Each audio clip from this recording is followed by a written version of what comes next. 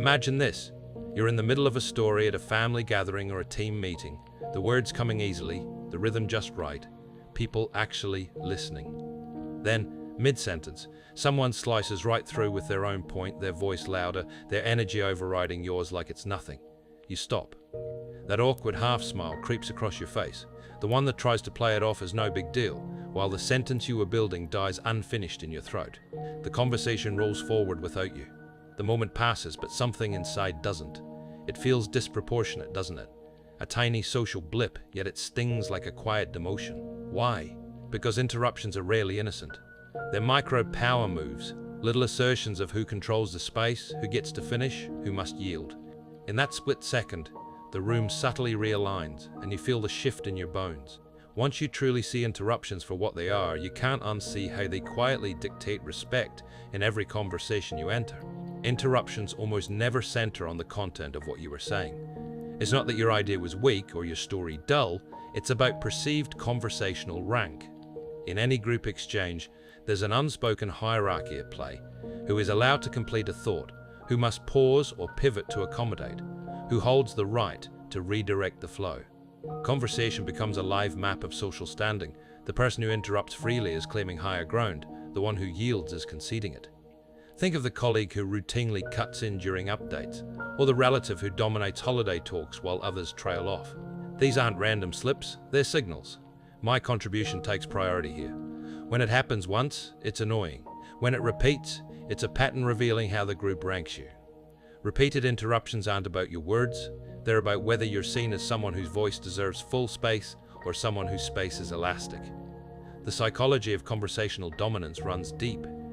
Human talk follows turn-taking norms, an ancient, unspoken agreement where we hand off the floor with subtle cues, pauses, eye contact, falling intonation. But status overrides those norms. People with perceived higher status interrupt more and face fewer interruptions in return. It's a self-reinforcing cycle. Confidence invites deference, deference reinforces confidence. In group settings, interruptions function as real-time status signals. A swift cut-in declares, "I outrank you in this moment." Confidence is the fuel. If you speak with steady assurance, others hesitate to jump in. Hesitation or tentativeness, on the other hand, acts like an open invitation. It's all social calibration in motion. We read vocal tone, posture, pacing, and energy to decide when it's safe to override. This isn't modern etiquette gone wrong. It's evolutionary wiring for navigating group dynamics efficiently. In today's world, though, it often feels like a subtle power play disguised as enthusiasm. Not every interruption carries malice. Some stem from genuine excitement. Your point sparks their thought so strongly they blurt it out before it escapes. Others come from anxiety, the person terrified of forgetting their contribution if they wait a beat. Then there are chronic overtalkers whose default mode is overlapping speech, not dominance, but habit. Cultural layers add complexity too. In some societies, lively interruptions signal engagement and connection, like animated family debates where everyone talks at once. In more reserved cultures, strict turn-taking is the norm, and jumping in reads as rude. The key is discernment. One-off enthusiastic cuts can be forgiven, consistent, diminishing overrides from the same person signal something else. Learning to tell excitement from entitlement helps you respond proportionally instead of reacting to every instance. Repeated interruptions deliver a stark message. Your conversational authority is viewed as low. It's not merely the act itself, it's what it exposes about perception. Over-accommodation patterns make it worse. If you always yield gracefully, you train others that overriding you carries no cost. Speaking tentatively, ending sentences with rising inflection, trailing off, using excessive qualifiers widens the opening. Soft tones, filler words like "you know" or "sort of," and hesitant delivery all subtly invite takeover. Body language seals it, leaning back, breaking eye contact, shrinking your posture. These yield the floor before your words even finish. In meetings or social circles, we've watched one strong voice dominate while others fade, not because the dominant one is smarter, but because no one else holds the line. These cues aren't accidents, they're ongoing feedback about how solidly your presence registers. Your reaction shapes the entire loop. Laughing it off repeatedly, you're green-lighting more. Trailing into silence without reclaiming, You're teaching that interruptions succeed. Physically contracting, dropping volume, averting gaze reinforces the pattern. Social behavior thrives on reinforcement. Actions that go unpunished or unchallenged repeat. A passive response whispers, "Interrupt me again." A calm, steady hold replies, "Not without consequence." It's quiet conditioning, similar to how consistent boundaries teach respect in any relationship.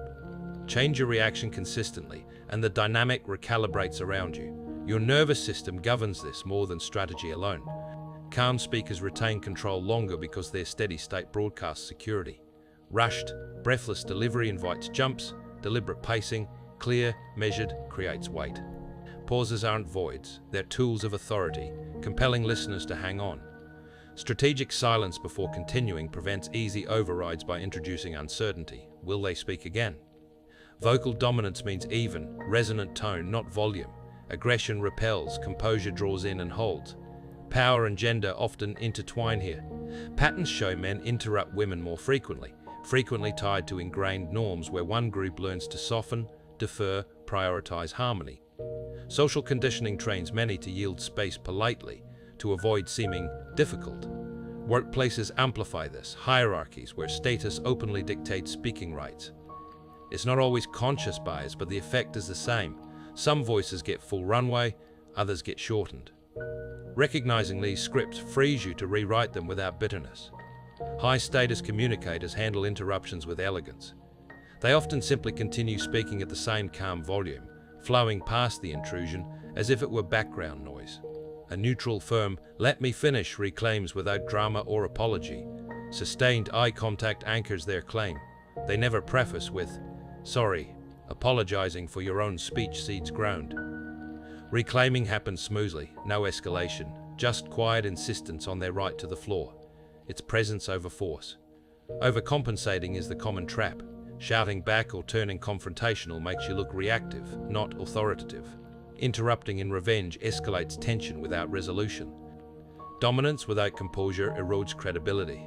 You appear rattled instead of rooted. Center yourself. Real power stays even-keeled.